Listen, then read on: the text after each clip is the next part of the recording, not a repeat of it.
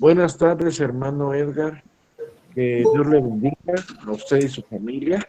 Gente, Ya contarle, fíjese, hermano, que yo tengo una consulta. En el Salmo 115, el salmista habla sobre los ídolos, ¿verdad? Que tienen ojos y no miran y que se debe confiar solo en el Señor.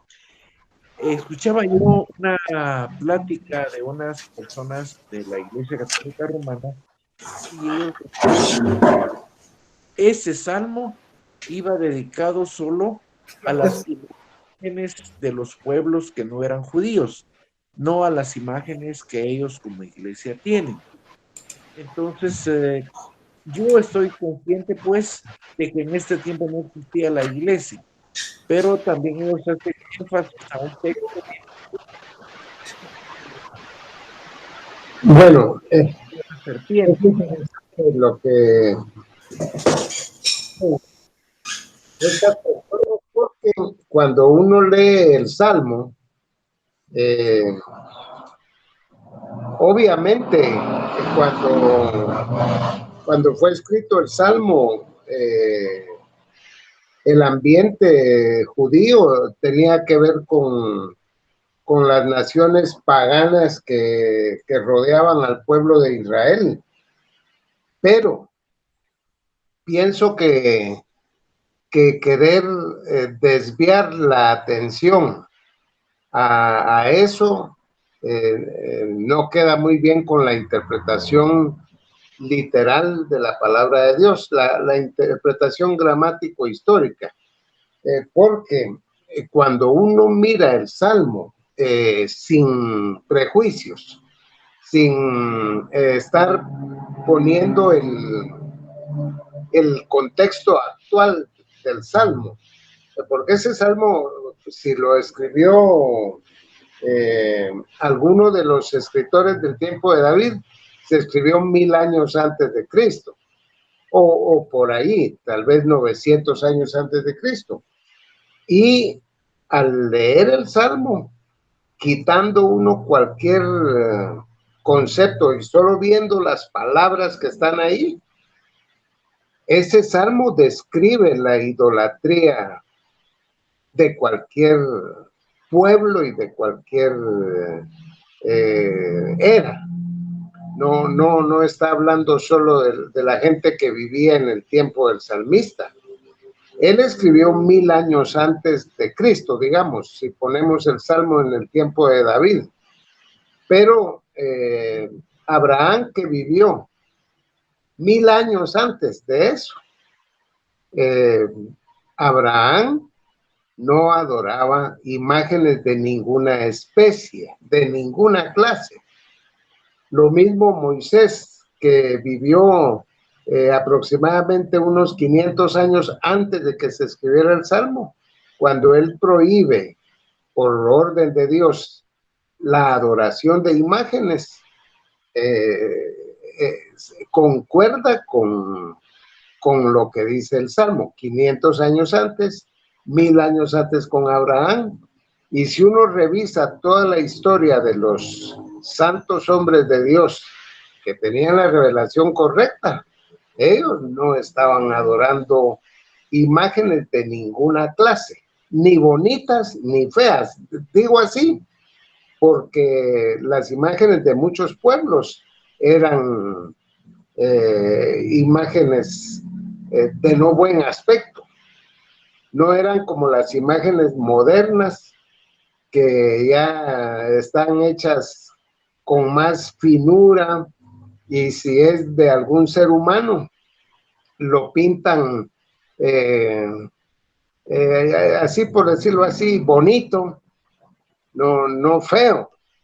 Entonces, pero de todos modos, lo que dice el Salmo se le aplica a cualquier imagen, ya sea de persona, de animal o de lo que sea. Cuando uno lee el Salmo, dice, los ídolos de ellos son plata y oro. ¿De qué están hechos los ídolos modernos? ¿De qué están hechos? están hechos también de madera, de barro, de cualquier otra cosa. Entonces se le aplica lo mismo. Ellos eran de plata y oro. Y dice, obra de manos de hombre. Entonces, algún escultor o algún artista hizo esas imágenes. Es obra de manos de hombre. Eso es insoslayable. No importa si se trata de los paganos o de los cristianos o de quien sea, es obra de manos de hombre. Y luego, lo que describe, dice, tienen boca y no hablan, tienen narices y no huelen, manos tienen, mas no palpan, tienen pies, mas no andan, ni hablan con su garganta. Y todo eso describe a cualquier ídolo de los que adoran muchas personas, aún en la actualidad. No solo las imágenes que nosotros consideramos feas, por ejemplo, de Dagón, de Baal, de Astarte, de los dioses egipcios, porque los dioses egipcios procuraban hacerlos más bonitos, pero concuerdan con las características que se dan en el Salmo, que tienen ojos y no ven, tienen manos y no palpan, tienen pies y no andan. Y ese es el tenor de toda la Biblia, desde Génesis hasta Apocalipsis. Las imágenes, los ídolos, así son. Es interesante que la palabra ídolo tiene que ver con algo que uno mira. Esa es la idea, algo que uno mira para poder dedicarse a la adoración según el idólatra. Pero la Biblia, cuando habla del Dios que nosotros adoramos, dice que Dios es espíritu y los que le adoran en espíritu deben adorarle. En otras palabras, Él es espíritu y nos ha dado a nosotros un espíritu también, según Juan 4:24. Nos ha dado un espíritu capaz de adorarlo, de entenderlo, de amarlo, de obedecerlo. Cosa que no tienen los animales, no tienen ese espíritu, esa capacidad de adorar. Y no hay necesidad de tener una imagen enfrente, porque nuestro espíritu es capaz de adorar a Dios en espíritu. Entonces, el Salmo aplica perfectamente a cualquier imagen, sea del tiempo antiguo o del tiempo moderno o del futuro. Aplica toda la enseñanza que está ahí. Hermano, perdone, solo esto. También escuché una plática donde ellos decían que Dios mismo, cuando le dijo a los judíos que hicieran el arca y que hicieran a los ángeles y todo, que Dios mismo mandó que se hicieran imágenes y que esos ángeles medían hasta 2 metros, 3 metros, más grandes que las imágenes que tiene la Iglesia Católica. Entonces, ¿qué era lo que tenían, dice?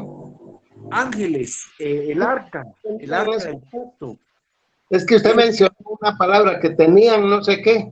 Ah, sí, sí. Ellos dicen que los ángeles que tenía el arca del pacto medían 2 y 3 metros y que las imágenes que tiene la Iglesia Católica son más pequeñas. Que por qué nosotros los evangélicos refutamos eso cuando Dios mismo mandó que cuando hicieran el arca del pacto que hicieran ángeles y Dios les dijo cómo hacerlos. Sí, quiero decirle, el Señor lo que prohibió fue hacer imágenes para adorarlas,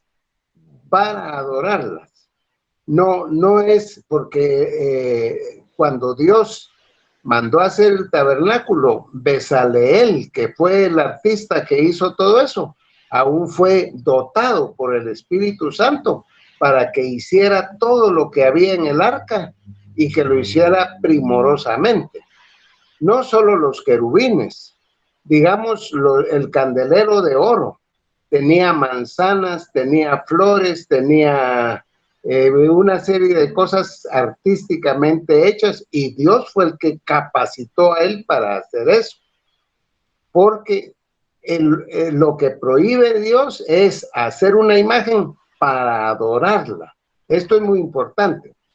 Y voy a tocar un poquito el tema más de lo que usted me está diciendo debido a la pregunta. Cuando Dios mandó en el desierto a que se hiciera la serpiente de bronce, ¿recuerda usted que la gente miraba a la serpiente y se sanaba? Y el Señor Jesús en Juan capítulo 3 dice que así como Moisés levantó la serpiente en el desierto, es necesario que el Hijo del Hombre sea levantado también en la cruz, para que todo aquel que lo mire a él con fe tenga vida eterna. Ahora, eso fue lo que pasó cuando las serpientes ardientes estaban envenenando a la gente con la mordedura. Pero esa serpiente que hicieron ellos de bronce, cuando ya pasó el problema de las serpientes, ellos guardaron esa serpiente y la tuvieron ahí en Israel, esa serpiente, y la serpiente desaparece un poco de la historia, pero en los días del rey Ezequías aparece otra vez la serpiente esa que Moisés mandó hacer. Y en ese tiempo, los judíos estaban adorando a esa serpiente. Estaban quemándole incienso. No sé, creo que es en el libro de Crónicas, creo que es en el segundo libro de Crónicas donde aparece la narración de que estaban quemándole incienso a la serpiente de metal. Entonces, ya la habían convertido en un ídolo. Ya no era lo que originalmente Dios les dijo. Y entonces, Ezequías, que era un gran reformador del pueblo de Israel y que había derrumbado la idolatría, los lugares altos y aún los becerros de oro que habían hecho los judíos, diciendo que los becerros eran Jehová, lo cual era una gran idolatría también. Esa serpiente que Moisés había hecho y que todavía existía, Ezequías la mandó a quemar. No sé si tal vez, creo que es el segundo libro de Crónicas, en donde nos aparece esa historia de cuando Ezequías mandó a quemar la serpiente. Siempre les pido que ayuden un poco para encontrar ese pasaje de Crónicas, que es donde está. Tal vez me ayuden, yo estoy abriendo mi Biblia, pero me cuesta un poquito para que... No sé si es segundo de Reyes 18:14. Y es ese, lo podrían leer, segundo Reyes 18:14. Dicen, quitó los lugares altos y quebró las imágenes, cortó los símbolos de acera, hizo pedazos la serpiente de bronce que había hecho Moisés, porque hasta entonces le quemaban incienso los hijos de Israel, y la llamó Nehushtan. Ajá. Es interesante, quería que vieran eso. Ezequías mandó a despedazar toda la idolatría, pero incluyendo a la serpiente de metal que había hecho Moisés. Fíjese que la serpiente fue orden de Dios hacerla, pero no para adorarla, ni para quemarle incienso, ni para hacer todo lo que estaban haciendo ellos. Y es interesante que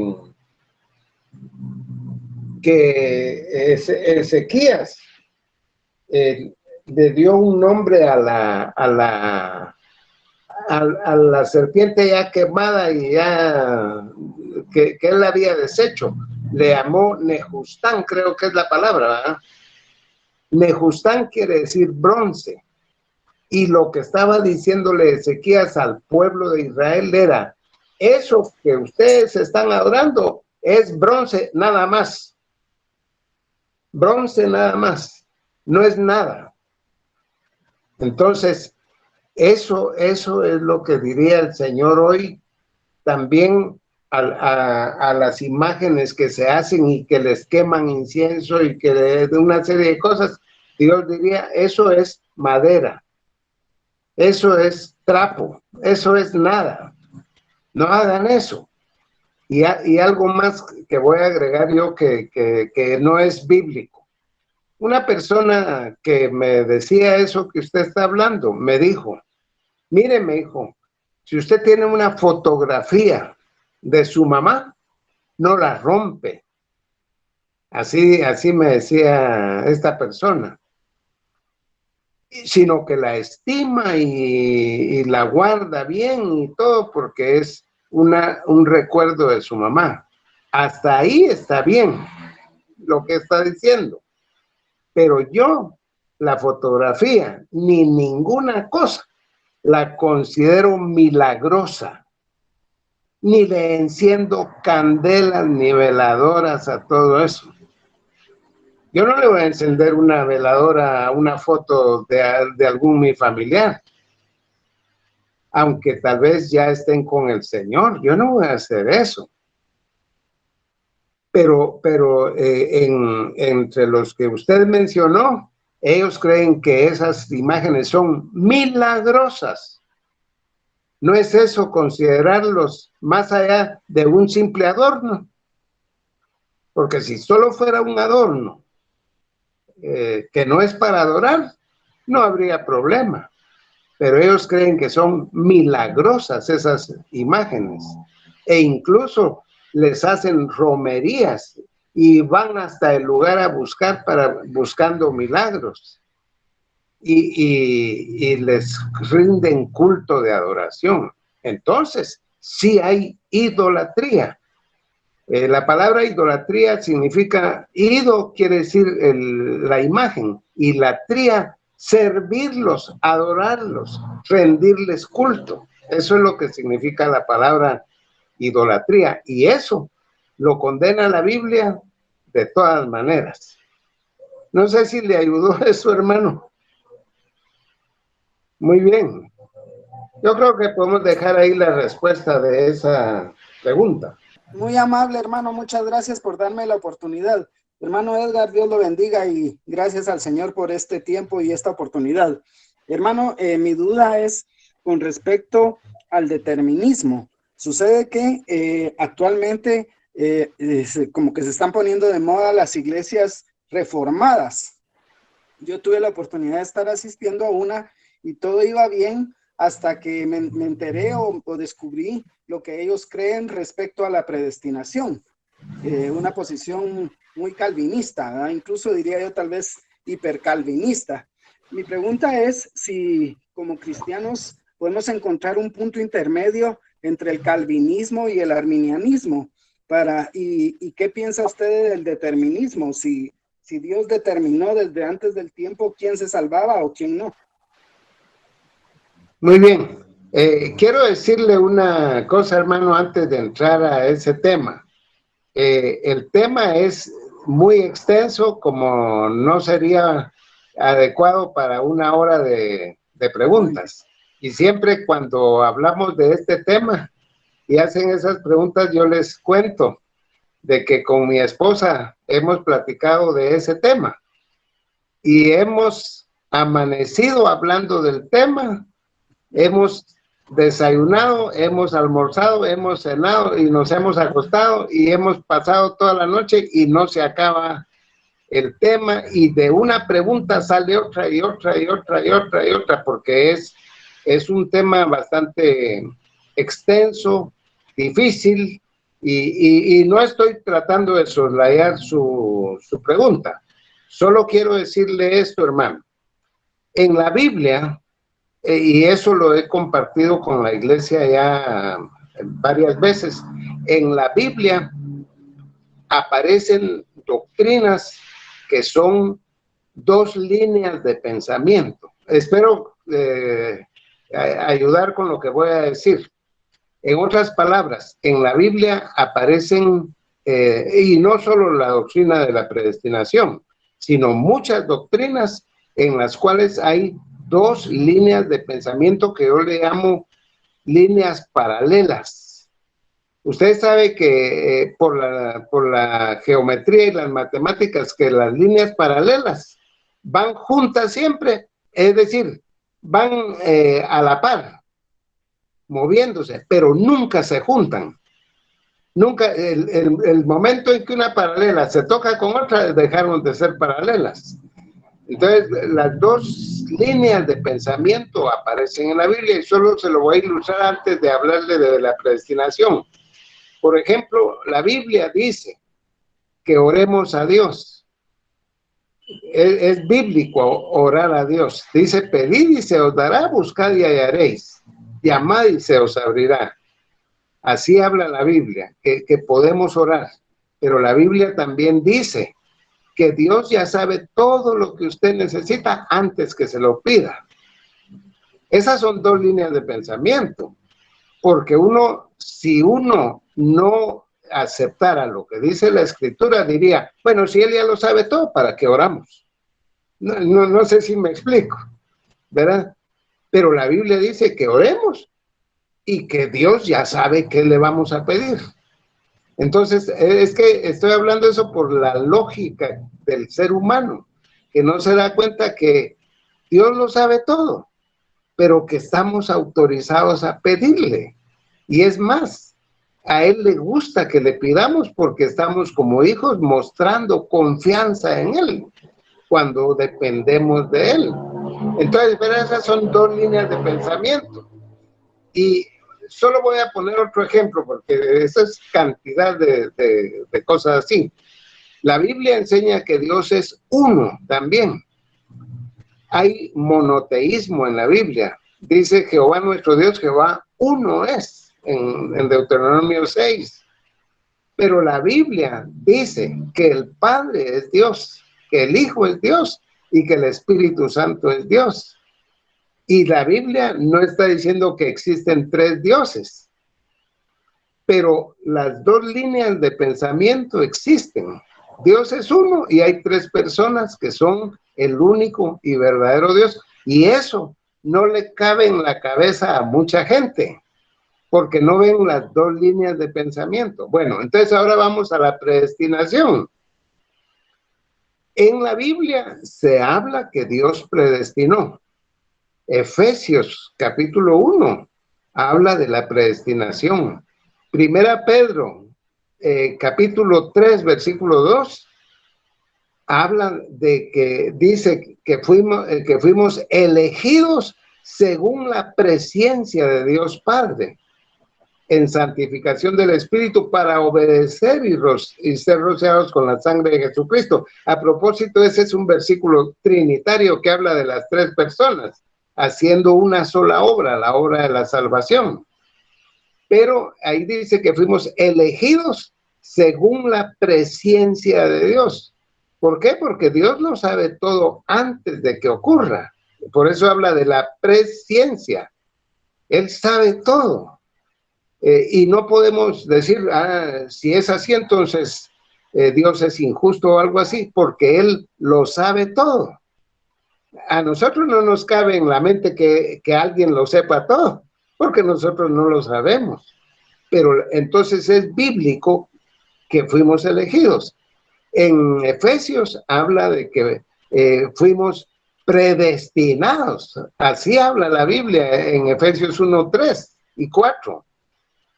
La carta a los Romanos habla de que Dios eligió, dice la Biblia, que a los que antes conoció, también los predestinó, dice Romanos capítulo 8. Entonces, la doctrina de la predestinación está en la Biblia, está ahí, no la podemos quitar, ni la debemos soslayar, la debemos creer. Pero la Biblia dice también en segunda Pedro, en el capítulo 2, dice el apóstol Pedro que Dios no quiere que ninguno perezca, sino que todos procedan al arrepentimiento. ¿Ha leído ese versículo? Donde dice eso el apóstol Pedro, que Dios no quiere que ninguno perezca, sino que todos procedan al arrepentimiento. Y por ejemplo, Juan, el apóstol Juan en su primera carta, creo que es el capítulo 2, tal vez podríamos, pero puedo decirles lo que dice. Dice que Cristo es la propiciación por nuestros pecados, y no solo por los nuestros, sino por los de todo el mundo. O sea que la salvación que hizo Cristo es de alcance universal. Y según lo que dice Pedro, él dice que Dios no quiere que ninguno perezca. Entonces, esa es otra línea de pensamiento, y está en la Biblia y es verdadera también. Entonces, Dios lo sabe todo y nos predestinó, y nosotros somos responsables de tomar la decisión de recibir a Cristo y apropiarnos de la salvación. Ahora, fíjese lo que le voy a decir. Cuando Dios nos hace el llamado para ser salvos, el versículo que debiéramos de poner en nuestra mente es: venid a mí, todos los que estáis trabajados y cargados, y yo os haré descansar, que está en Mateo 11:28. Venid a mí, dice el Señor, todos. Isaías 55:1 dice: a todos los sedientos, venid a las aguas, y comprad sin dinero y sin nada de gasto, sino gratuitamente, la salvación. Entonces, el Señor está llamando a todos. No está diciendo usted no, porque usted no está predestinado. Usted tampoco. A usted sí, porque usted sí está. No, dice a todos. Y la Biblia dice en Juan 3:16 que de tal manera amó Dios al mundo, que ha dado a su Hijo, para que todo aquel, sin excepción, que en Él cree, no se pierda, sino que tenga vida eterna. O sea, lo que debemos ver en el llamado de Dios es que Él está llamando a todos. Pero cuando uno acepta a Cristo como Salvador y entra al cuerpo de Cristo, ya estando adentro del cuerpo de Cristo, uno voltea su carita para atrás, en donde le estaban diciendo venid a mí, y ya uno voltea la cara y lee otro texto: predestinado desde antes de la fundación del mundo. Es que hermano, nadie sabe si es predestinado o no, nadie. Y el Señor está llamando a todos. Pero cuando uno ya está en el cuerpo de Cristo, se da cuenta de que uno no llegó ahí que era muy listo, que era muy inteligente, que era muy bueno, sino que llegó ahí por la misericordia de Dios, que lo eligió antes. Ahora, esa es una línea de pensamiento, y la otra es nuestra responsabilidad. Entonces, no tenemos que soslayar esas doctrinas, sino creerlas, pero creer que Dios llama de buena fe a todos, y que todos somos responsables de aceptar la salvación, pero que en la presencia de Dios, Él lo sabe todo, y Él sabe a dónde va a ir a parar toda la historia. Pero Dios no está cerrando la puerta a ninguno. Jesús dice: el que a mí viene, no le echo fuera. No sé si le ayudó un poquito mi razonamiento, hermano. Mi razonamiento es con la Biblia. Espero que, mire, traté de resumirle este tema, hermano. Muchas gracias, hermano. Dios le bendiga, y ojalá en el futuro tengamos la oportunidad de platicar, ¿verdad? Le agradezco mucho. Muy bien, hermano. Buenas noches, hermano. Sí, hermanos. Buenas noches, hermano. Una pregunta. Fíjese que últimamente yo he estado viendo que ahorita con ese fenómeno, esa enfermedad, le llamo yo, de los apóstoles. Fíjese que hay mucha gente hoy en día que está diciendo que el que no tenga la cobertura de una iglesia en donde hay apóstol no va a participar en el rapto. Esta semana escuchaba a alguien que decía por ahí, que puso de ejemplo que cuando los apóstoles estaban en la playa semidesnudos, dice que cuando vieron al Señor se tuvieron que tapar, y dicen que eso significa que las iglesias tienen que tener la cobertura de un apóstol. Pero hermano, eso es, no creo que signifique eso, ¿verdad? Sí, hermano, mire, pero ese texto, acuérdemelo porque no lo conozco, de que ellos estaban desnudos y se tuvieron que tapar. No, dice que estaban trabajando, decía él, perdón, tal vez no me expliqué bien, estaban trabajando, pero dice que como había calor, dicen ellos, dice que se quitaron la camisa, lo de arriba nada más, pero cuando fueron con el Señor, dice que se tuvieron que tapar, dicen ellos. Es que el asunto, no recuerdo en qué parte de la Biblia está eso.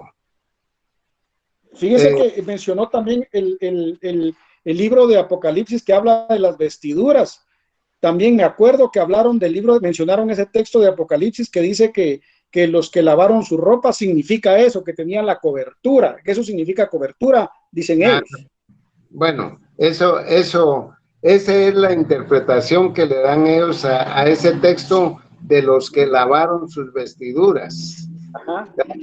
Porque según entiendo, eso no tiene, esa explicación es primera vez que oigo eso, sí. Y no le hallo ni siquiera un poquito de interpretación sana, como se debe interpretar la palabra de Dios. La Biblia, cuando habla de que hemos lavado nuestras vestiduras en la sangre de Cristo, está hablando de que hemos creído en Él para ser purificados del pecado, perdonados, limpiados. De eso se trata ese pasaje. Pero volviendo al meollo de su pregunta, hermano, para decirle con toda sinceridad que tenemos entre nosotros, no solo con usted, sino con toda la iglesia cristiana, en la actualidad no hay apóstoles. La iglesia sí tiene, amén, hermano. Pero ¿qué apóstoles? Pedro, Juan, Jacobo, Pablo, esos son nuestros apóstoles, y ellos nos están hablando todavía en lo que está escrito en el Nuevo Testamento. Ese es el testimonio de ellos.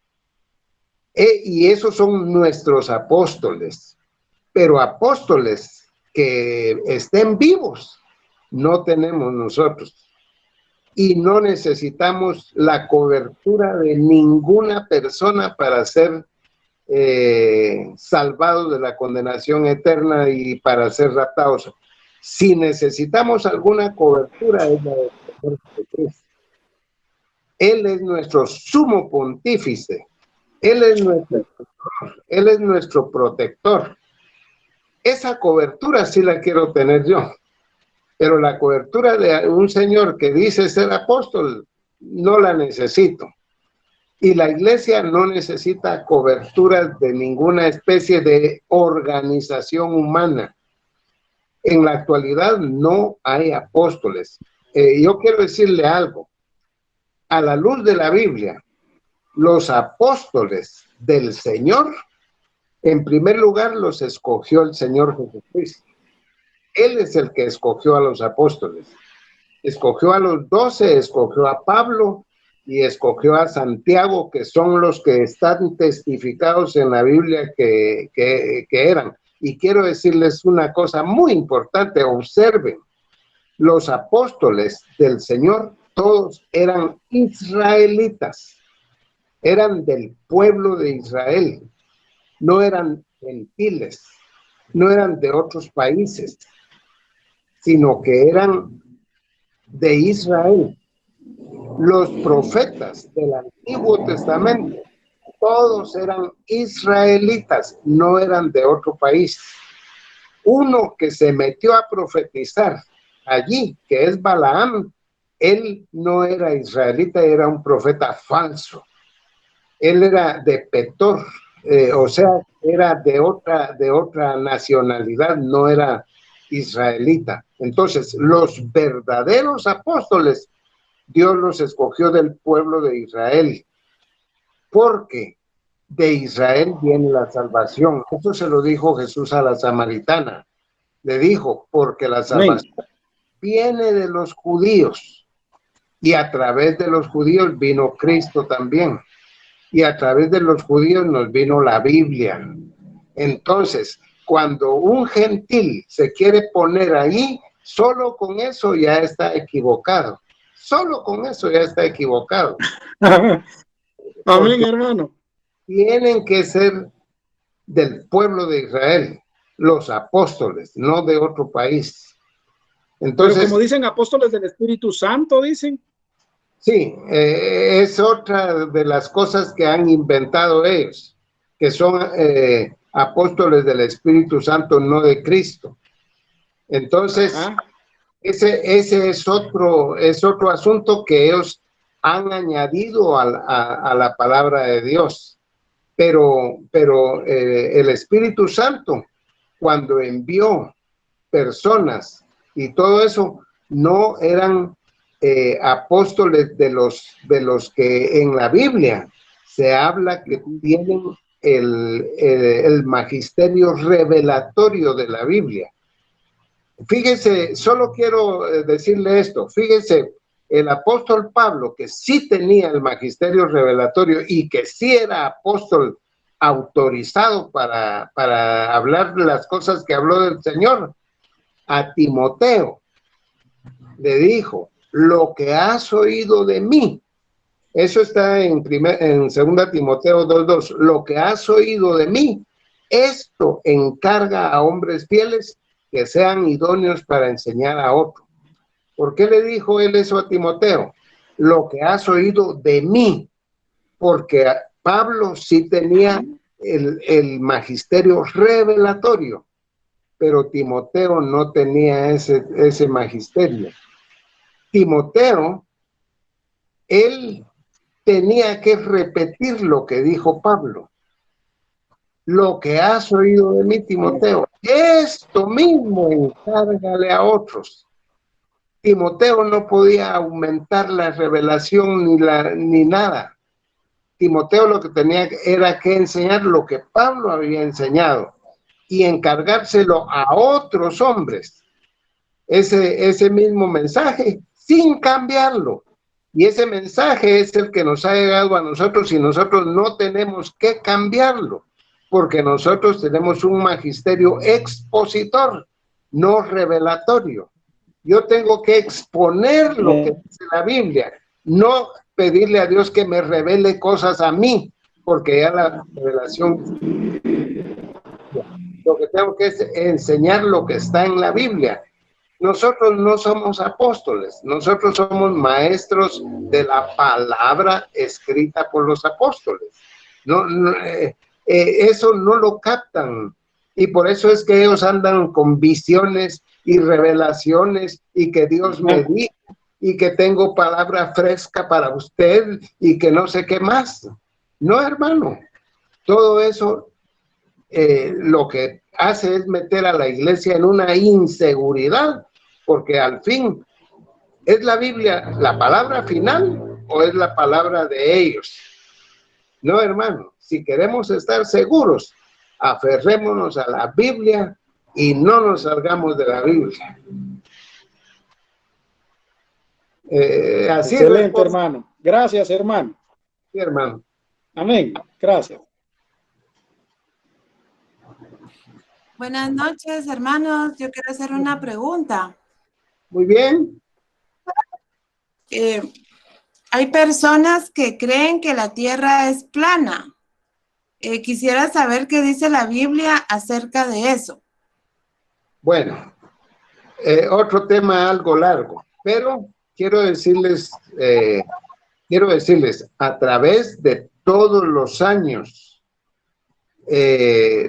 los los escritores han luchado para que la gente se dé cuenta que la Biblia hablaba de que el planeta Tierra es un orbe, o sea, una esfera que flota en el espacio, pero no tiene, cuando dicen que es plana la Tierra, no están dando a entender de que la Tierra sea, digamos, que tenga una sección planas, como en las ciudades en donde vivimos, sino que están tratando de decir que toda la Tierra es como, digamos así, una mesa o un tablero horizontal, lo cual es equivocado. Muchas personas que hablan de esto dicen que todo lo que se ha descubierto en la actualidad de la Tierra e incluso que el viaje que se hizo a la Luna en 1969 dicen que es un montaje y que no es cierto.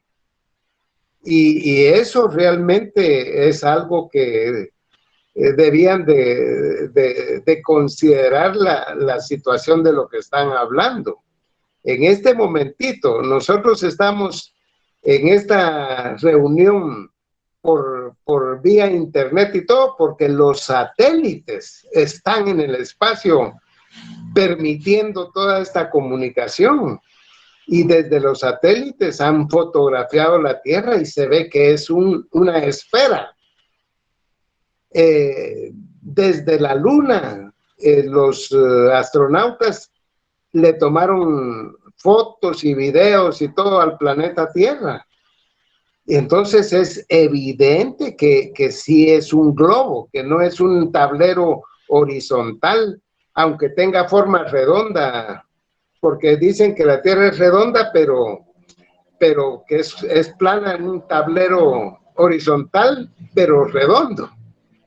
Entonces, desde todo eso que la ciencia ha descubierto, no debemos cerrar nuestros ojos a eso. Ahora, a través de toda la historia humana, los hombres pensaban que la Tierra era plana. Por eso fue que la Iglesia Católica condenó a Galileo Galilei, que era un sabio anticipado a todo lo que vemos nosotros hoy, pero Galileo, él fue condenado porque decía que la Tierra se movía. Y hoy sabemos nosotros hasta a qué velocidad va el planeta Tierra. Y lo que se tarda en darle la vuelta al Sol, que son 365 días. Pero la Iglesia Católica, como creían que la Tierra era el centro del universo, y decían eso que con la Biblia lo sostenían, condenaron a Galileo. Después, Nicolás Copérnico descubrió los movimientos del sistema planetario y todo eso. Entonces, se iban contra la Iglesia Católica porque la Iglesia Católica insistía que la Tierra era plana y que no se movía y una serie de cosas, pensando en el geocentrismo, o sea, de que la Tierra es el centro del universo. Y todo eso no lo apoya la Biblia, pero ellos no habían estudiado bien la palabra de Dios. Cuando la Biblia dice que el cielo es el trono de Dios y la tierra el estrado de sus pies, ¿han visto ese salmo? ¿Eh? Cuando dice eso la Biblia, el estrado no es la parte más importante de un palacio. El trono sí. Y cuando la Biblia dice que el cielo es el trono de Dios, que está hablando del tercer cielo, y la tierra es el estrado, es donde Dios pone sus pies, no es lo más importante del universo. Entonces La Biblia no apoyaba eso. En el libro de Job, creo que es el capítulo 26, el Señor le dice a Job, que fue una de las cosas que reveló Dios a Job, que la tierra cuelga sobre nada. No sé si recuerdan ese texto de la Biblia. Tal vez lo podrían encontrar y yo puedo seguir hablando y nos lo leen. Pero dice que el aquilón, dice el texto, está vacío y la tierra cuelga sobre nada. Pero estos conceptos de que la tierra cuelga sobre nada, que le fueron dichos a Job. Job es un hombre que existió cerca de los días de Abraham, o sea, 2000 años antes de Cristo. Y ya allí el Señor le reveló a Job lo que los científicos ahora le llaman la gravitación, la fuerza centrífuga y centrípeta, que dicen ellos, así le llaman, es el nombre que le han dado los científicos, que la Tierra, el Sol, la jala para su núcleo, pero el mismo Sol la empuja para afuera. La fuerza centrífuga es que va para afuera la Tierra, y la centrípeta es que va para adentro, pero hay un equilibrio que no deja que la Tierra se caiga. Pero Job dice que la Tierra cuelga sobre nada, flota en el espacio. No sé si encontraron ese texto. Sí, hermano. ¿En qué? Dice Job 26, versículo 7. Sí. Él extiende el norte sobre vacío, cuelga la tierra sobre nada, ata las aguas en sus nubes, y las nubes no se rompen debajo de ellas. Leí hasta el 8. No, está ¿Sigo? bien. Continúo. No, está bien, pero lo que quería que se dieran cuenta es de la manera tan preciosa que el Señor le dice a Job, una cosa que Job no la podía imaginar 2000 años antes de Cristo, que la tierra cuelga sobre nada. Y eso es lo que han descubierto los científicos. No, la tierra no está puesta en un pedestal y prendida en algún lado, sino que flota en el espacio y a unas velocidades inimaginables para Job, y que el hombre ya sabe cuánto es eso. Y hermanos, nosotros estamos en la tierra y no nos salimos de la tierra a pesar de la gran velocidad que lleva. Todo eso es maravilloso. Pero también Isaías en el capítulo 40 dice que el Señor está sentado sobre el orbe de la tierra, o sea, sobre el círculo de la tierra. Entonces, algunas personas dicen, sí, círculo, porque aunque la tierra es plana, es como un tablero, pero redondo, como una mesa plana, redonda. No. La palabra que tenemos ahí se puede traducir orbe. Cuando está hablando de orbe es de un globo. Y eso lo dice Isaías capítulo 40, pero de nuevo no tengo el versículo exacto. Y entonces dice Isaías, acordémonos que el libro de Isaías es escrito aproximadamente unos 700 años antes de Cristo.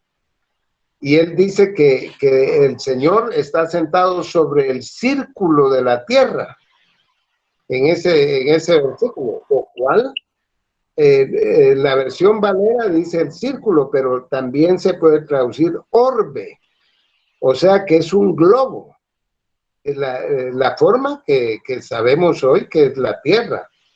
Entonces, pero muchos versículos de la Biblia ha sido necesario explicarlos a través del tiempo, y cómo ha costado realmente a los cristianos ir mostrándole al mundo que la Biblia ya hablaba de la redondez de la tierra. Ahora, si imagínense que Cristóbal Colón, ya en 492 que salió para América, él sostenía de que la Tierra no era plana como pensaba la gente de esa época.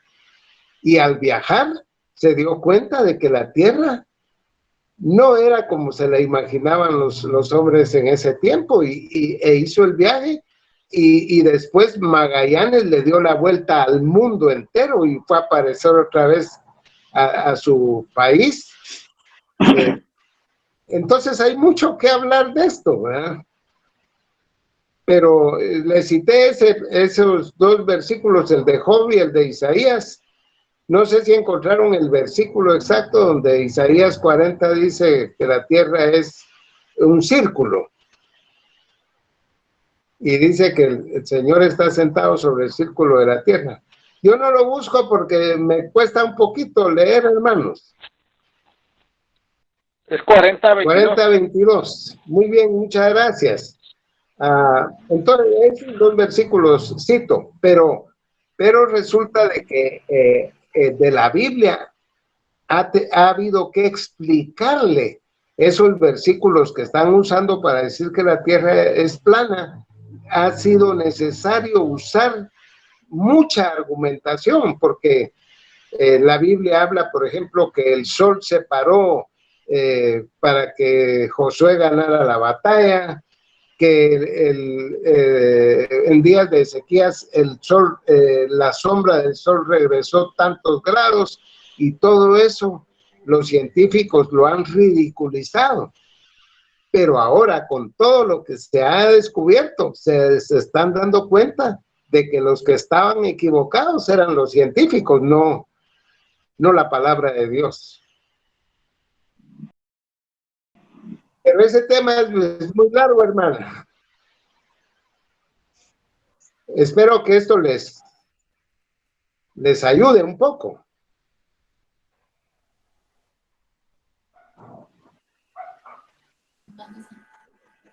Sí, muchas gracias. Muy amable. Muy bien. Tenemos lugar para una última pregunta, hermanos.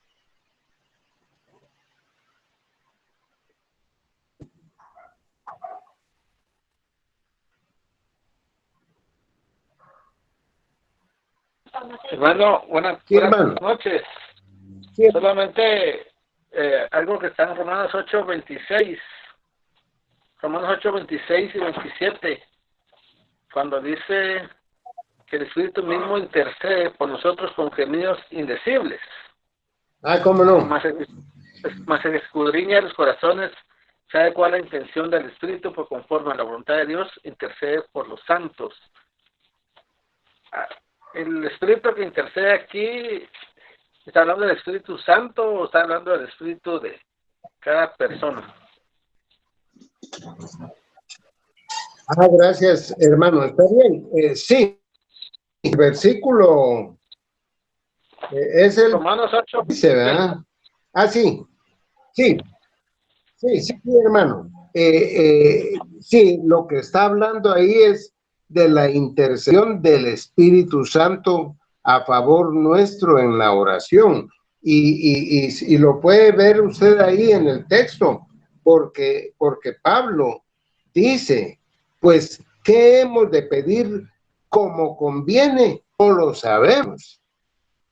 Y la parte del ser humano que es la que sabe, que entiende, la que discierne, todo es el espíritu humano. Pero de igual manera el espíritu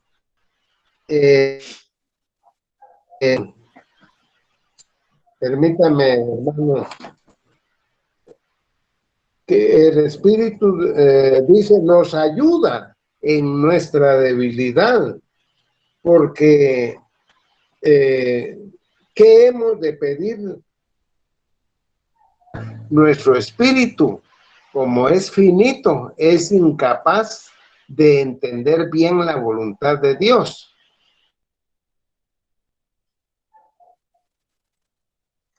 Hace que nuestra oración, por decirlo así, sea una oración bien orientada, bien guiada. La idea es esta, de que uno pedirle a Dios las cosas, y no a veces, muchas veces, no sabemos cómo orar.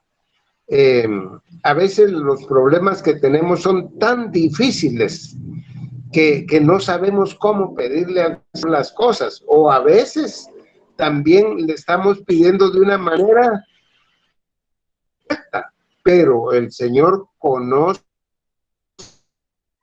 nuestra intención, nuestra dependencia de Dios, y entonces el Espíritu Santo que está en nuestro corazón y que es nuestro abogado también delante del Padre, Él hace que nuestra oración llegue a Dios y que sea aceptada esa oración por la intercesión del Espíritu. Habla de que el creyente tiene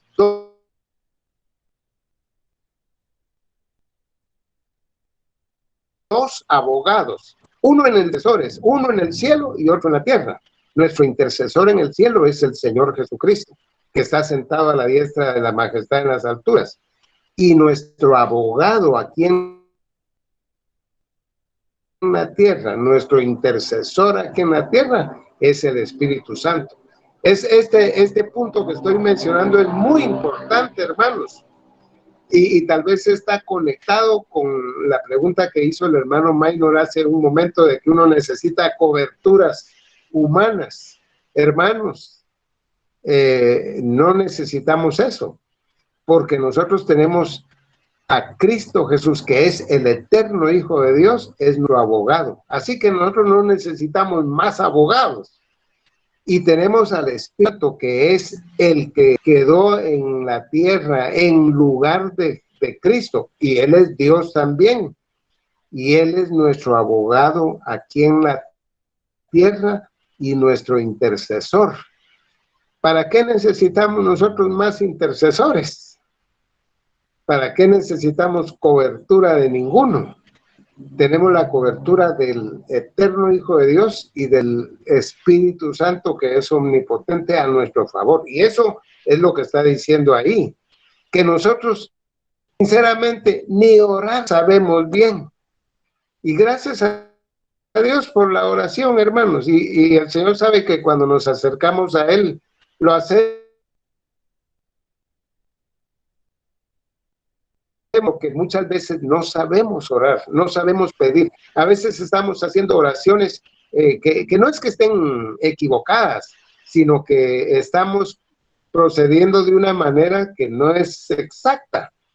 Pero el Espíritu Santo hace que nuestra oración llegue a Dios y que sea oída a pesar de nuestra debilidad, de nuestros defectos, porque Dios conoce el corazón también, que tenemos sinceridad en lo que estamos hablando, aunque muchas veces no lo hacemos perfectamente. Entonces, ese versículo, incluso la palabra espíritu, dice que el Espíritu intercede.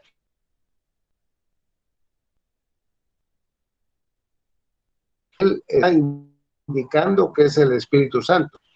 Pero sí, nosotros tenemos un espíritu que a veces no sabe exactamente llegar a Dios, pero el Espíritu de nuestro corazón perfecciona nuestra oración. Muy bien. Muy buenas preguntas, hermanos, y creo que esta tarde ya podemos terminar. Hemos aprovechado bastante el tiempo y de verdad es una bendición cada vez, hermano, que estamos juntos.